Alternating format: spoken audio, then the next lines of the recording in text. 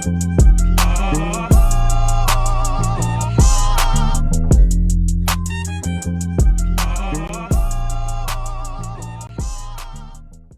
are back for episode 20 of the Moving on Purpose podcast. I am Cooley.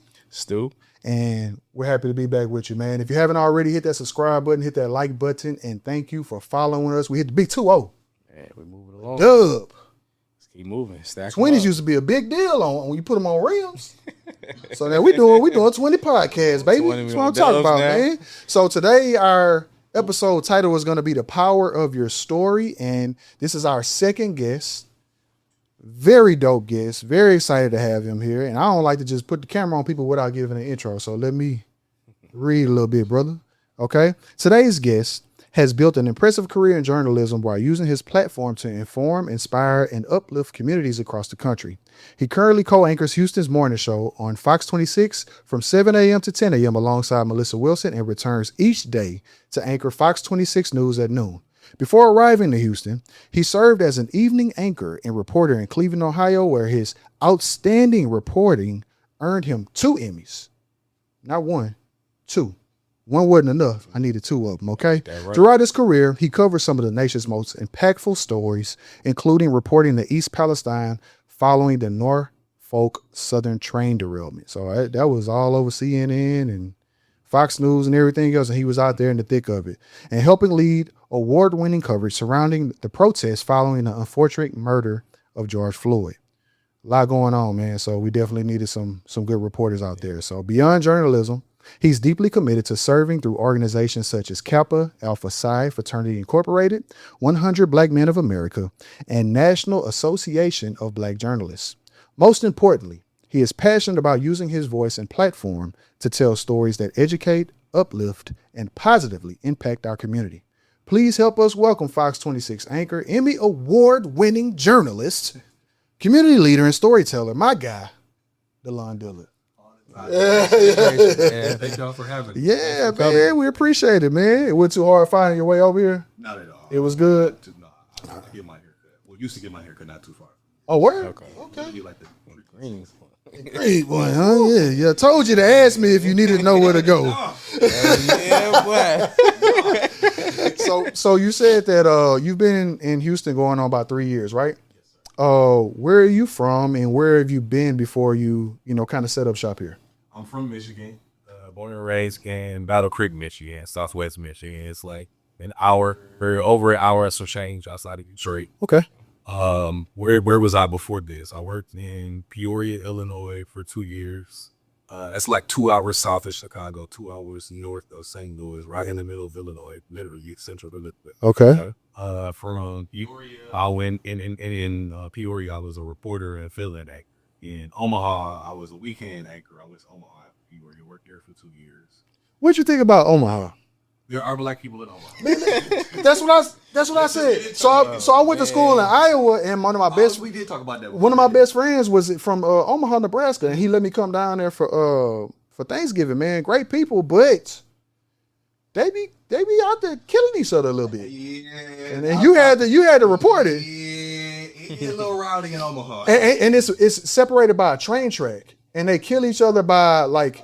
It's the neighborhoods. I think I remember what you're talking about. You know what I'm talking about? Yeah, I can't remember the name of the hoods, but it was like, if you cross this train track, you're in this neighborhood, and if you're from this neighborhood, you might not make it back across the tracks. Oh, so it's territorial. Did you ever go to Gorilla Burger? See what I'm saying? How I know when you was up there working. God, dog, man. We talked about Papa Do's and all of that. This the food man right here. Yeah, all right, my bad. So you went to Nebraska and then you went where? Left Nebraska after 2 years, went to Cleveland, Ohio. Okay. Worked there 3 years, and then now here I am in Houston, been here almost 3 years. That's what's up, man. So you was cold. Hot. As hell. Yes. Hot and humid. So how you liking Houston so far, man? Oh, I love Houston. That's good. So you transition. I have never identified with this city as much as I identify with Houston. Have you been to Atlanta before? Yeah. Okay. And that's how I feel. So to me, I love Atlanta. It's cool, right? They got more Waffle Houses than gas stations, right? Shout out to Atlanta. But I always had a vibe that everybody was trying too hard. And the majority of people that live there aren't even from there. Everybody's migrating. There is black excellence. It is some very beautiful, business districts and residences. But, bruh, I was like, nah. So, but I feel like Houston is, and I've been to New York. Houston is just right here for like, if you want to go fast, you can.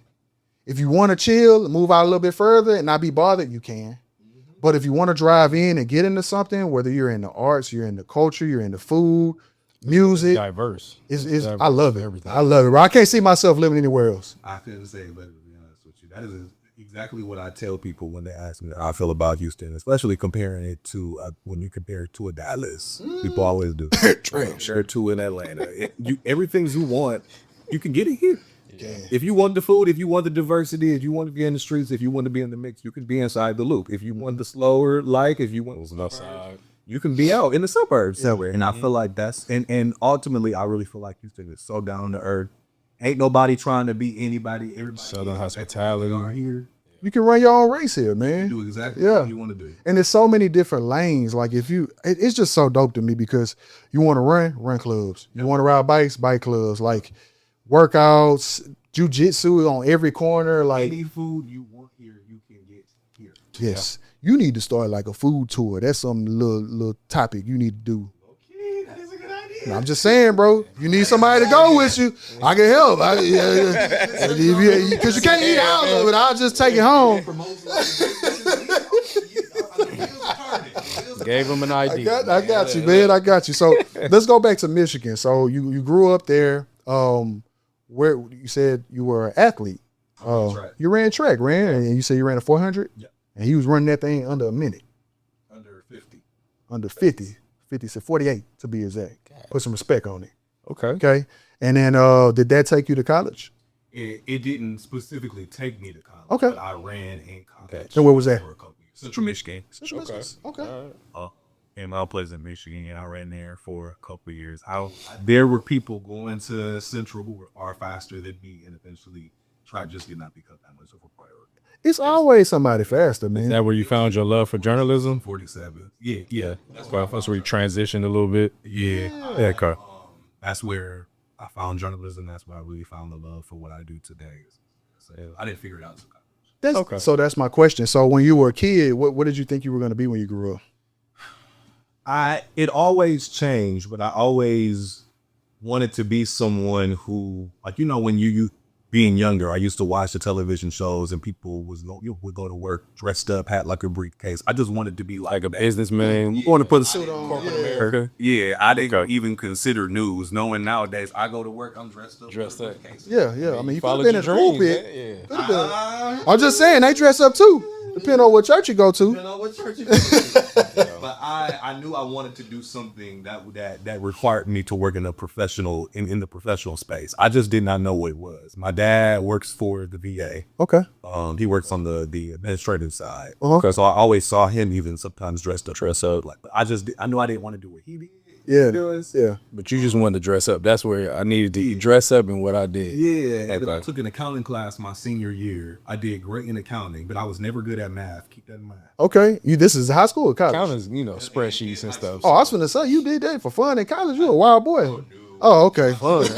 Not spreadsheets in there. Oh, absolutely I not. majored in finance. Okay. What? You had to do And you're not good at math? All the formulas I work and in journalism now. So what made you pick that major then? Finance. I just liked the accounting class, and in my head I was like, okay, I want to get dressed up, go to work. I want to work I want to have a good time. watch through. I got you. Okay, DaLaun, be a CFO or work in something finance where chill, easily find a job. Hated math. Hey, that's tough. And to go that route and you don't like math, All right. you didn't doing it every day. So you get to college and you taking classes and you running a little track and you finding your way. What was it? Did you go to your advisor and like, so what classes can I take that's gonna help me end up in a suit when I graduate? Like, what led you to journalism? It had to be God. I know it was, but I was looking at my other friends who I had several close friends who they were broadcast journalism majors. Mm-hmm. And I was like, dang, I like the classes there or take that. Yeah. And when I look back at everything I'm good at, even from high school and beyond, my freshman year, I was taking sophomore English. And then every year I was a grade ahead. So my senior year, I was taking college English. Oh, wow. Okay. So I've always been good at reading and writing. I've always been good at public speaking. Grew up in church. You kind of have to have that tool in a sense. I've always been comfortable with it. I've always liked watching the news. So why would it occur to me to go into journalism? I never really. I mean, when you say it out loud, it make me want to go into finance too, right? You know what I'm saying? Because but people do. And I looked at my friends, my peers, everybody, and I was like, I like the classes they're taking. So let me try to. And I auditioned to be a news anchor on the student-run news station. It's dope. Yeah. And I got it in the first audition. And usually it takes 3, 4, 5 auditions, or you just never get it. So then you found you had a gift. And that's where I found it. That's where you find your gift, man. That's all right, man. So where was it? So once you was like, okay, I didn't stumble up on something that I'm good at. It comes a little easier to me. All y'all had to try hard. I got it on the first try. Now, how can I monetize this? What was it that made you believe that this was something that you could actually do for a career? I started to recognize the power that you have working in journalism. Okay. To help people, or unfortunately, in some cases, hurt people. And I also understood, looking at television, there's not a lot of people, even still to this day, that look like me on camera. So I felt like I would have a responsibility to show people, one, there are people that look like us that work in news, and also the responsibility to tell our stories correctly. Because I remember when I was in college, that's when a lot of the times the stories weren't being told right about sometimes the police shootings. To be honest, sometimes today they still ain't told. The police shootings, the race, just in general, I felt like I would have that opportunity to tell those stories, to shake the narrative in the right way, to add that perspective as a Black man. And that's what started to make the wheels turn. Okay. And I was like, oh, this is what I want to do. So sounds to me like you saw the importance of representation. Absolutely. And being the change that you wanted to see. Yep. And you bounced around, which is pretty normal for news anchors and people working in radio and TV. You have to move around until you find your sweet spot. When you were moving around, and you had that momentum coming out of school, you got that piece of paper, you walk across the stage, you're like, all right, man, I'm ready, let's go. What happened? I didn't feel like I was ready to work in news yet, because I didn't have any internship experience when I graduated. Okay. And I felt like I needed in news, you really need internship experience to show you, like, okay, straight up, do you really want to do this? Because you're interning under news reporters and anchors, right? You see how they are. Exactly. You see how the business is. I didn't get one. I went back to start my master's degree in journalism. I was like, another degree. Okay. And I had an assistantship to where they were going to pay for me to get my degree.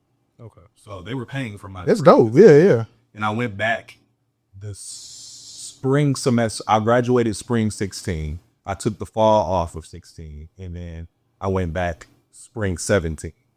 And that semester, there were so many budget cuts on Central's campus. I went back to the same school. They cut the department I worked for. So my assistantship was cut. So my degree, I would have had to pay out of pocket for it. And I didn't really need a master's degree. I was doing it for time versus that. You're trying to buy some more time. Yeah. And do you feel like that was God kind of being like, all right, man, like I see what you think you want to do to try and buy some time so that you can get the courage to jump into it. Go ahead. I'm going to put you in the pool in the deep end. It was very much, that's what it was. I did an internship that summer of 17. Built my reel, because in news, you have to have a reel, which is, you have a resume, but you have a tape that shows all of your highlights, the best work you want someone to see, to apply for a job with. And I grinded that whole summer with my internship. And that's when I got my job, fall of 17. And been doing it ever since. Let me ask you this. Since everything kind of came so easy for you, when did you start kind of mastering your craft? Like, when did you start really taking it serious and like, I got to own this skill? In my first job. Okay. Because it was rough. Yeah. It really wasn't easy. It was rough. In Yeah. first markets, You're not making no money. You don't have no resources. You got to set the camera, the mic, everything up yourself, huh? I was blessed enough in my first job that I didn't have to. I had a photographer. Okay. It's not common. No, it's not. I see him doing it here. In Houston, people. It's called MMJ and multimedia journalists. And here in Houston, some people are shooting and editing their own work. So they do. Yes, man. God blessed me. I'm not saying other people are not blessed, but I was blessed to be able to never have to do. Okay. But I still worked in newsrooms that were rough. Didn't have always the best management. Was paid incredibly low. To start out in the business. But I always looked at the bigger picture of like, this is what I want to do. This is why I want to do it. I know if I stick with it, there's going to be a reward. So just stick with it. So I just will watch other people that I looked up to, And kept, reminding myself why I'm not in it to get. Yeah, man. And besides the situation at Central Michigan with them getting rid of that program, was there any other adversity that you dealt with once you got into the field that prepared you for the opportunities that came later? Yeah. Okay. Management, working alongside management in some cases that didn't see the talent that I felt like could really be cultivated if I had someone that saw it. Working alongside people. Sometimes when you work with people, they may be burnt out. You get burnt out because they're burnt It's contagious, man. And how they act. Yeah. Working in places dealing with racism sometimes. That's a real thing. And being away from family during harder situations during the pandemic, during family emergencies, like how I dealt with. What were some of the obstacles that kind of discouraged you at the moment or at the times that you had to go? It made you like doubt, like, damn, is this it?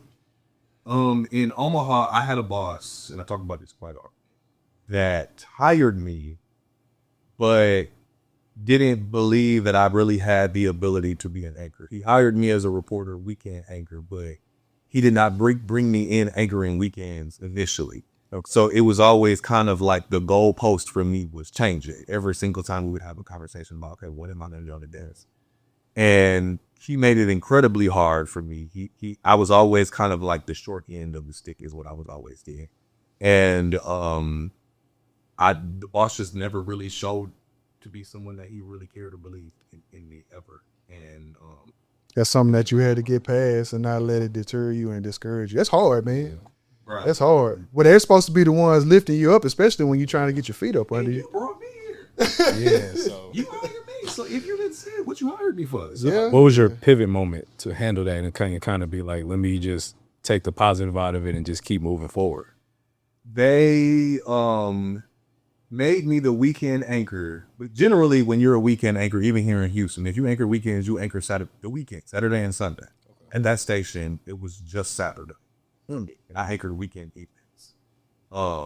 So I finally told myself, look, this is what I want to do. I had mentors. I feel like the big thing is you got to have some people in your corner that tell you, like, bum what they saying. Right. Just do you and invest in you and make sure you get advice from other people who can speak life into you, but also tell you when you're wrong. Gotcha. So I had people in my corner telling me that, and I just constantly, I would come to work even when I was reporting, come to work every single day. I always make sure I had stories to pitch. I always make sure I was putting my best foot forward. But I was also which is kind of toxic, and I've worked through it with therapy. It was always I was my biggest critic. We all are. But it was like, you couldn't say anything to me harsher than what I've already said to myself. I hold so there's two ways you could look at that.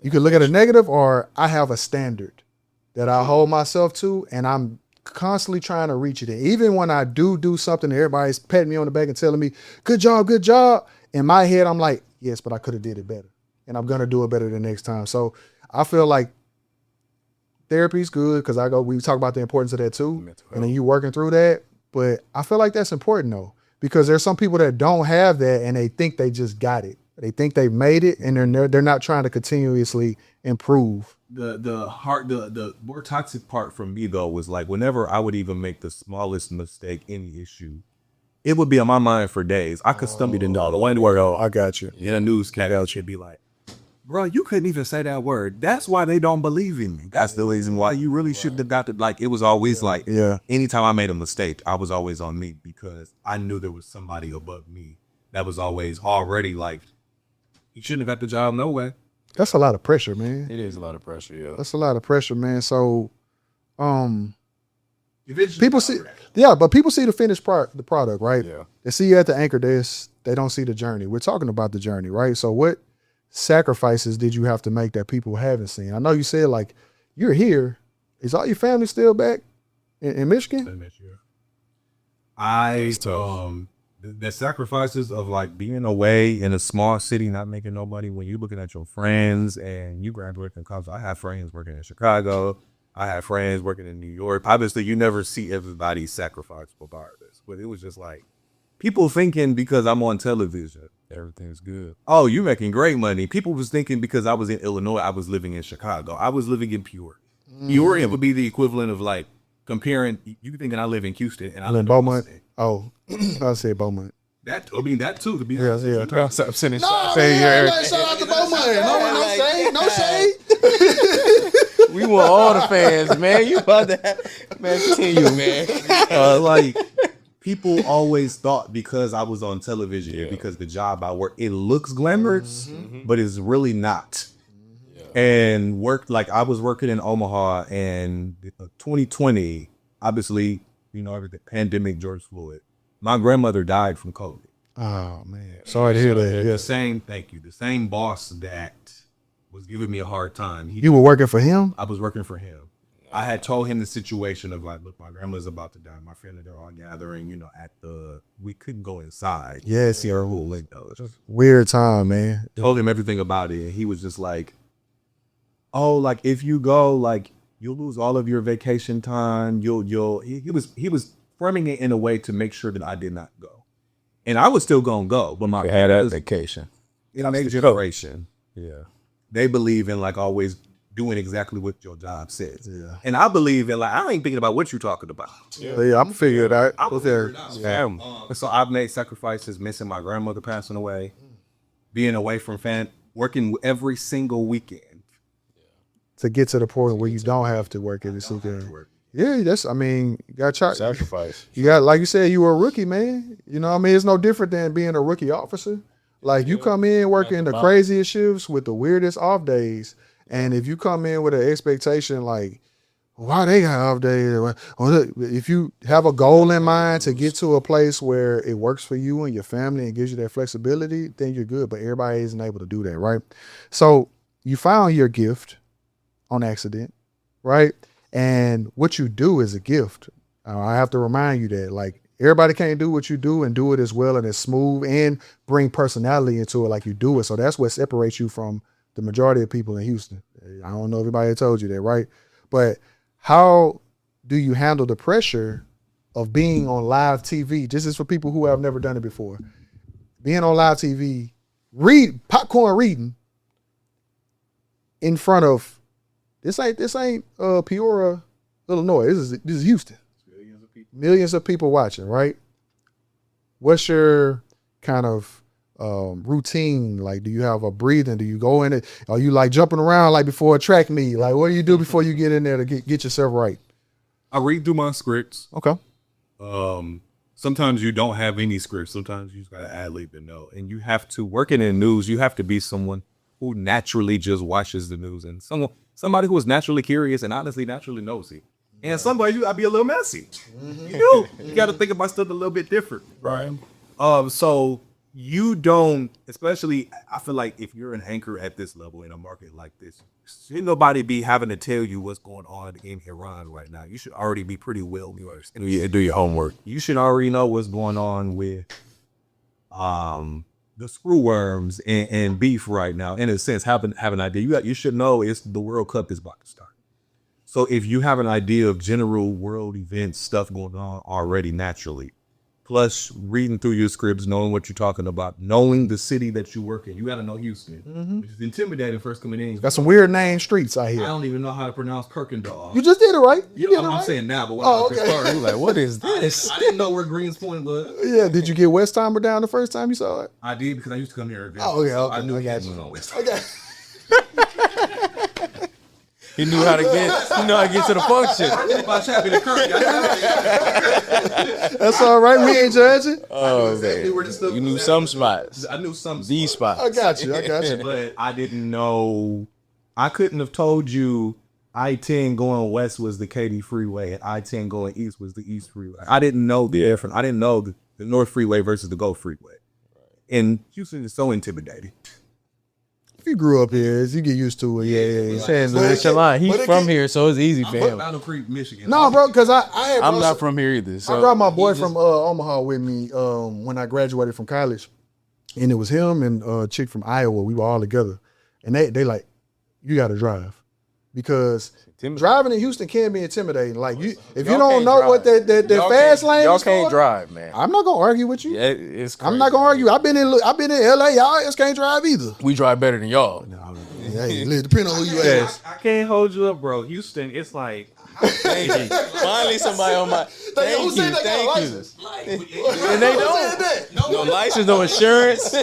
Registration expired. Like, Just driving. oh You're man. not even going nowhere. Why are you driving that fast? So basically, Road you're rage. saying proper preparation is going to prevent piss poor performance. Correct. Okay, I got you. Correct. All right, well that's good, man. Well, look, what you're not gonna do is skim over them 2 Emmys. Okay, we talk about all this. You go, I started here. Now let's talk about the highs. We talk about where you started. How did it feel to be where you were when you were doubting yourself? You were kind of putting things back, going back to school to try and buy a little bit more time so that you make sure this is what you wanted to do. Dealing with difficult people, missing out on those pivotal moments with your family. Was it like a validation moment? Like what was that like for you? I think when I got to Cleveland, because I got my 2 Emmys when I worked in Cleveland, and when I got to Cleveland, I felt like finally, even before I got the Emmys, but all of it, I think around that time is when I was like, dang God, I am right where I'm supposed to be. There you go. Like I am working in the career that I'm supposed to work in. I remember the times when I doubted if I was supposed to be there. People doubted if I was supposed to be there. If I was going to even make it here. Yeah. And finally, I think in Cleveland is where it was like, not that I'm cocky or I'm better, but it was like I know what I'm doing. I know I'm supposed to be here. So when I got the 2 Emmy, I didn't even really expect. I went in just grateful that I was nominated. And I think at the time I was 28 when I got. And I told myself like, in a perfect world, I would love to have an Emmy by the time I turn 30. Mm-hmm. 2 years early. In Emmy. Yeah. But because it's a real thing for them to Emmy nominated, Yeah, absolutely. Yeah. and they never won it. great time. Emmy nominated, and that's they can't take And that it's away. an honor to be nominated. It is. I was honored and blessed that like, look, I've gotten 2 nominations. If I win, okay, cool. If I don't, I'm still grateful to God be the glory either way. And when I got both, I was like, Wow, God, okay. hey, all right. I know I'm supposed to be here. Let me keep doing the work. Let me keep grinding. Let me like I'm right. And at the time, I was anchoring 5 p.m. I was a weekday anchor in Cleveland. Cleveland is like a top 20 market at 28. Okay.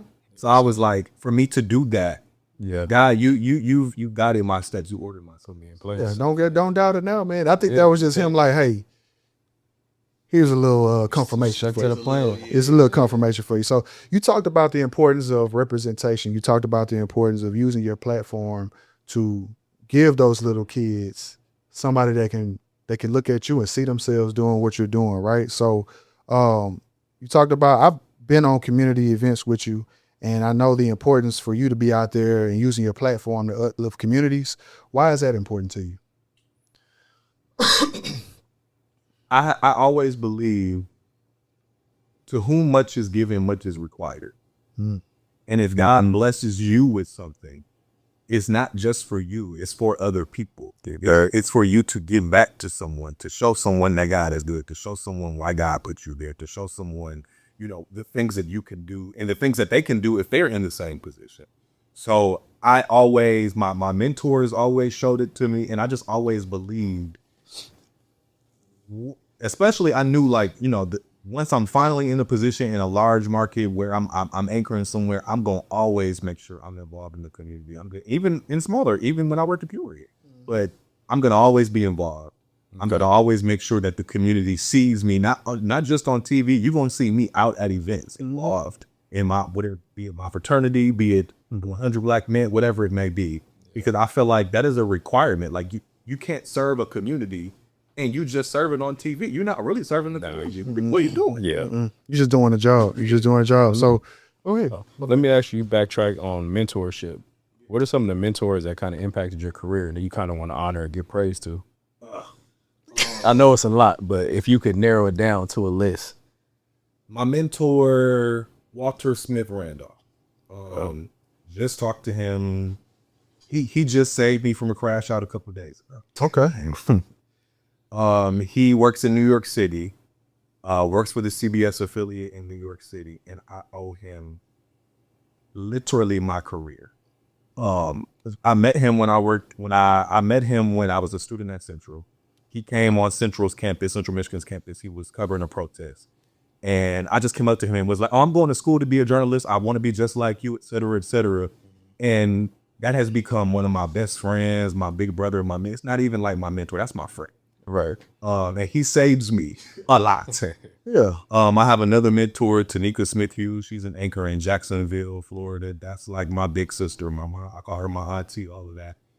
Calvin Hughes, no relation to Tanika. He works in Miami. I have a lot, but those are some of the, among many others that I know. I'm Sorry to put you on the spot. But we want to get and close friends who are even near my age who we talk to each other and pull each other off of a cliff when people ain't working on that. Yeah. So, I mean, Talked about that last episode. You need that. I mean, like, that says a lot about you, just like it says a lot about him. Like, and I'm the same way, where some people may have, the moment would have been too big for them to see somebody in the spot where they want to be. Like, I'm not finna go, or talk themselves out of it. But for you to be humble enough to be like, hey, man, I just want to introduce myself and let you know I'm trying to get where you at. Like, hi, my name's, what's your name? Like, and look where it's taking you. Yeah. You know what I'm saying? It's a relationship that's been fostered and maintained all the way through your career. So if you could have talked to the folks that may be listening about the importance of mentorship, and have you started mentoring yet? I have. I told myself, looking at how much Walter has impacted my life, I was like, I'm going to always make sure I do the same. When there's a young man or young woman who comes up to me asking me for advice, I'm going to always make sure I make myself, but I'm going to always, because I remember, and still to this day, I ask people who are, because I'm not up here. I ain't nobody. I always ask people for advice and their thoughts. So I want to make sure I'm doing the same. So I do have, I have one mentee. He's a reporter in South Carolina, in Charleston, South Carolina, Nick Bass. But even beyond that, I always want to make sure I am the same person for other people, because people have looked out for me. Got to pay it forward, baby. Yeah. Got to pay it forward. What good does it do if it stops at you? You know, if they shared it with you, you just got to hand it, and then hopefully you have encouraged and shown them the way to where when they get to a certain point, they're going to pay it forward to the next person. Yeah. So as we get kind of to the end of the interview, man, great interview, by the way. Wouldn't expect anything like, you like to talk a little bit. Okay, we can tell. All right. So we'll talk about men's growth and leadership a little bit, right? Since we're talking about mentoring, what do you think young men need more of today? What do men need more of today? Somebody to tell them it's okay to feel all the things. Just talking about last episode. Yeah, we talked about mental health. Yeah. It's okay if you're not okay. And stop faking like you are. Could have used him on the last episode. Okay, yeah. I know, right? I do. It's okay to, if something hurts your feelings or somebody made you mad, it's okay. Feel your emotions. It's okay to feel your emotions. But it's also okay to dismiss the comments that are not for you. And dismiss the things that people try to speak over your life or speak into your life that do not really relate to who you are. Don't fall for the negativity. Don't let navigate this definition of you define who you are when they don't even know. may likely be defining themselves. A lot of times They dealing with their own insecurities. Yep. It's really something internal. That ain't you. Absolutely. And I think I needed to hear that as a young man. Was like, So, just because somebody's saying something about you or don't like something about you, it speaks more about them than you. Yeah. And that's what I will always tell. Like young man, black man. Is that something that you had to figure out on your own, or if somebody helped you with that? Like, who poured into you growing up to help you figure that out? My parents definitely poured into me, Okay. but I think it's easy to chalk it up as like, them my parents, of course they love you. First day, I know that's not always the case for some people, but I knew my parents loved me and cared about me, and they poured into me. It was easy to hear them say that they loved me, or you were created for a purpose. God created you in His image. You are the head and not the tail. I know that, but when people you don't know are talking about you or saying things about you or whatever it may be, or giving you a hard time, it's hard to remember those things, because it's like, yeah, my parents think that, but like, do I believe that about myself? Because I hear it from other people. Don't fall for it. And I had to get to a point where I muted the noise. And working in news, you hear so much noise, literally and figurative. Yeah. So many, you get so many emails, DMs, comments from people who don't even know you. And I think it's benefited me today to where now it's like, So what? you don't even know me. That's know what you think you see. Yeah. You think you know me. But you know what I put out. Yeah. Well, yeah, man. That's dope. And I appreciate you, man, for sure. We're going to get into some rapid fire questions, but I have one main question I want to ask you, because it's obvious to everybody in this room that you are definitely moving on your purpose, and you're doing and using your gift that God gave you, that you found on accident. Don't matter how you got there, but it's got you to where you are today, man. And so, hey, man, I found myself on accident too. Hey, man. So, what advice would you give a young man trying to find his purpose?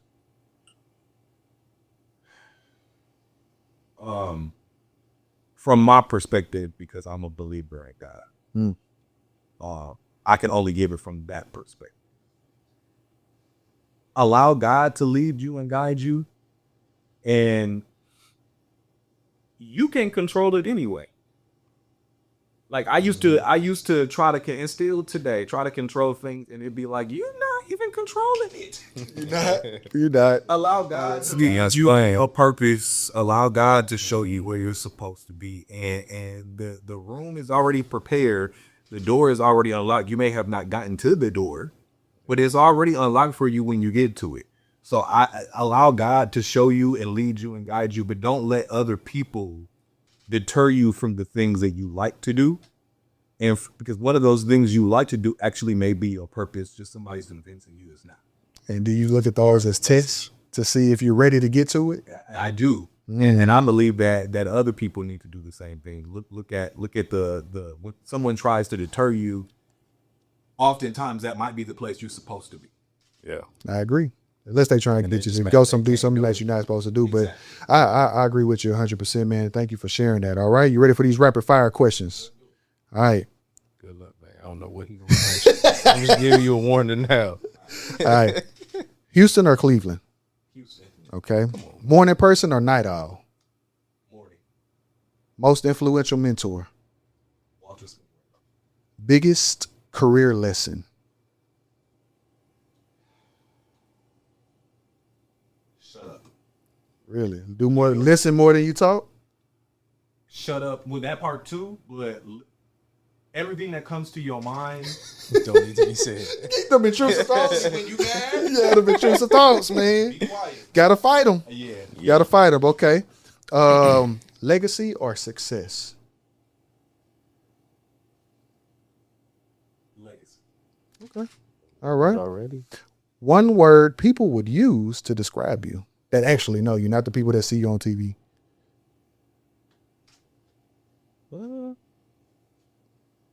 Actually, and it's gonna be the opposite of what people may think. Quiet. Really? I'm actually far more quiet than people think I am. I know how to turn it on, Well, when it's time to turn it off. Are you an introvert when you're not? Yes. That's what I got from you. Yeah. Yeah, I ain't take it personal when I invite you to stuff you ain't come. I say this man don't. Oh, He around people all the time. He You need a break. yeah, he don't want to be decompress. So I don't want to be around that goofy ass dude, man. Let me just.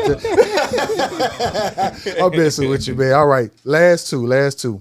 One word you hope your community uses to describe you.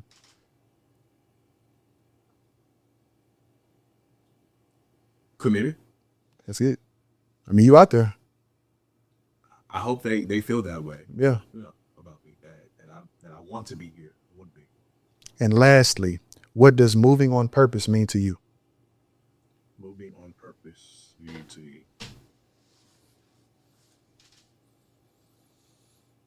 Letting God lead me, because if I'm moving in my purpose, I'm moving on purpose. He's going to move me towards it, and I can't do anything purposeful without him.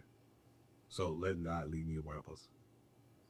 All right, man. Stu, you got anything for him? Nah, man, you wrapped it up. Had all the questions, man. Man. Two time Emmy Award winning anchor, news anchor, Fox 26, DaLaun, Dillard. Thank you for coming on, man. We appreciate you, man. We know how busy you are, like in the community, with work. And I know it's hard for you to come and be around people when you're not at work, based off of what we just learned about you. This is not hard. When you asked me, it was immediate. Yes. I got you, bro. I appreciate you, man. But thank you for your time, bro. We definitely appreciate you, man. And it was a hell of an interview for sure. Powerful messages too. And look forward to all the work that y'all do. I've watched episodes. Yes, sir. So when you asked me, I was like, I've already seen this. Don't watch the first couple. They was rough. They was rough. He's getting our feet, man. He was getting our feet. Enjoying the work that y'all do. Thank you, man. So if you haven't already, man, like, subscribe, comment. Make sure y'all go follow DaLaun if you haven't already. Watch him on Fox in the morning and in the afternoon, not on the weekends. And we'll see y'all next time. Stay tuned.